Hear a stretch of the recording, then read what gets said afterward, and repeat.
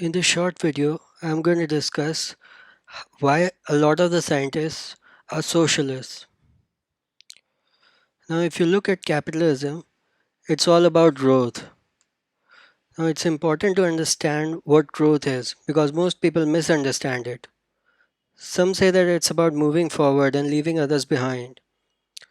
Others have a different explanation, like those climate warrior soy boys and whamens, that the world is going to end or the corporate military complex is going to take over and we need to learn from our ancestors and start living in forests, caves, and whatnot. There are some that think private companies equals bad monopolies, government equals good saviors. So I'm going to answer all of these questions. Now, the first and foremost thing to understand about growth is that it's not about leaving others behind. As you might be knowing, many human beings aren't created equal. Some are good at playing tennis, others are good at studies, and so on.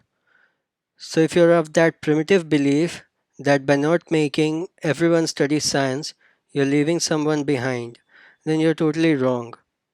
Those who advocate for these kinds of logics, that everyone is going to do well in science and that the only reason why they aren't is because they aren't collaborating and instead competing, are full of garbage nonsense. If you think that isn't the case, try running as fast as Usain Bolt, and you'll realize that even after putting your entire life into practicing along with Usain Bolt, you won't be able to run as fast. In fact, there are many out there already doing it, and there have been many who kept running their whole life and died, but couldn't run as fast as him. This is the kind of mentality that many scientists have. Take Bill Gates, for example, who says that anyone can code. There were many professors at my college who used to think the exact same, yet not all of their students were as good at coding. In fact, there are many out there who simply cannot code. If you think that my argument is false, pay attention to the fact that coding is not a binary skill. When you say that I can or cannot code, there's a gradient scale on which you can rate how good or bad of a coder you are.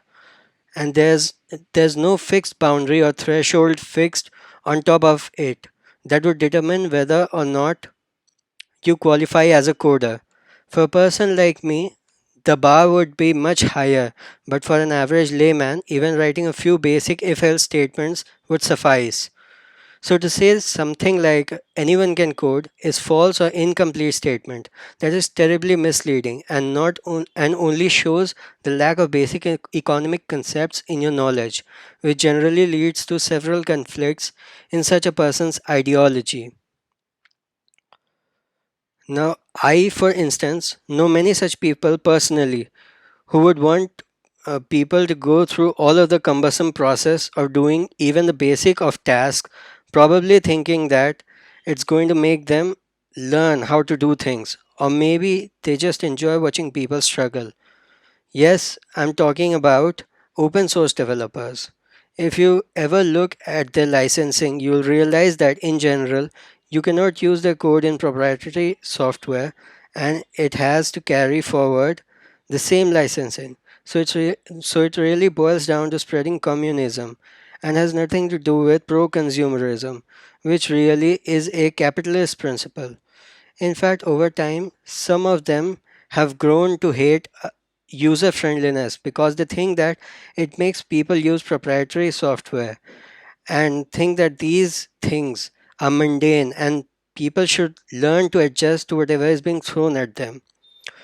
So when Bill Gates says that I'd rather let people use Windows for free than have them install Linux, he's conflicting his own argument that anybody can code. If anybody can code, then anybody can learn to use Linux no matter how clumsy of a process it is. In fact, he is a left winger himself.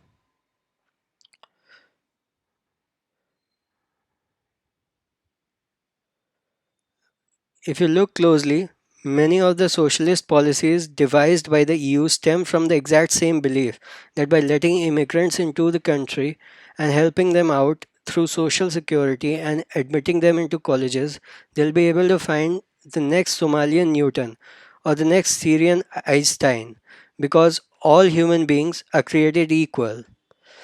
In fact, you don't even need those UN studies funded by socialists to conclude that this idea of spurring growth through numbers without any regard for the market doesn't work.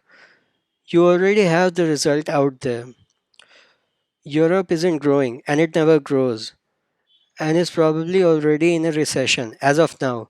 So the bottom line is that it might even take you forever to find the next Somalian Newton, and it's certainly not worth the growth loss and loss of talent that it is resulting in. Instead, you should let the market decide which jobs are needed for the economy to function properly. So that depending on individual contracts based on supply and demand of labor and whatever individual factors, they are placed at the right place in the economy. That's when they play a part in the growth and grow along with others, albeit in a different rate than science.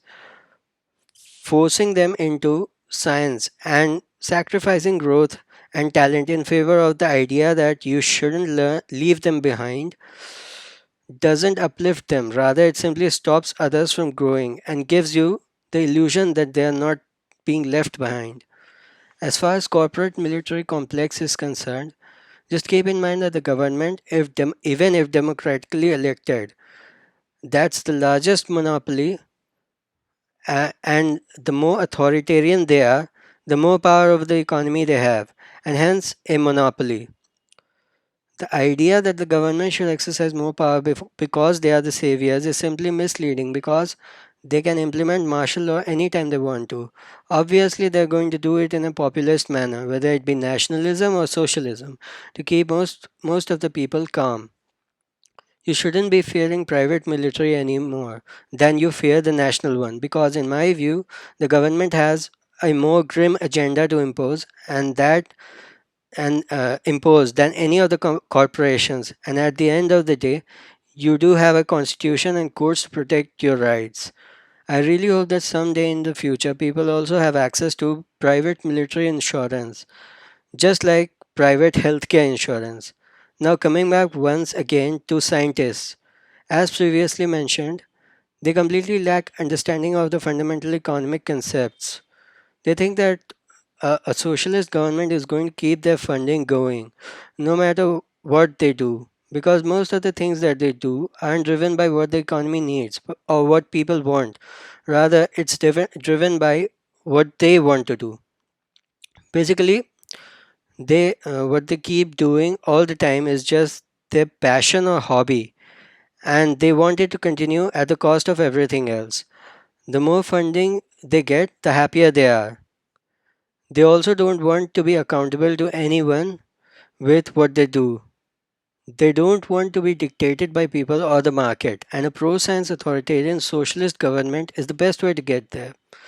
What they do forget is that the same authoritarian government can torture them, as was the case with former Soviet Union, where there are still isolated testing facilities where scientists were tortured and forced to perform nuclear experiments, and many died in the process. As a consumer, you should think about it. Would you rather have scientists that innovate for you and get feedback in terms of the profit that they generate based on how popular their inventions and products are, or scientists, many of whom are lazy and wasteful, working on their hobbies using the taxes that you pay them? The only reason for private corporations to exist is to turn profits, and they do so by serving their consumers well. All of the research work should be carried out by private corporations because it's the consumers who should be deciding which direction science should pursue. The more profits they turn and the higher the cash flow, the more the growth. Public funded research work can only last for a while, but not forever, because the countries following such wasteful hobbies without any regard to the market will be left behind, just like Africa or modern day Europe. As far as highly ambitious projects are concerned, that may not have a direct use case. They certainly deserve a lower priority and is usually assigned the correct priority by the market and will eventually be carried out by highly profitable businesses. It is important to know that no matter how big a private company is, its very existence depends only on whether or not it can turn profit by serving a consumer in a free market. Unless they are offered special subsidies or powers by the government, which turns them into monopolies. This is when they can actually extort the consumer through means of power, just like authoritarian government that exercises a lot of power, even if they are elected democratically. So I'm going to publish this article on Minds, and I hope that you like this article.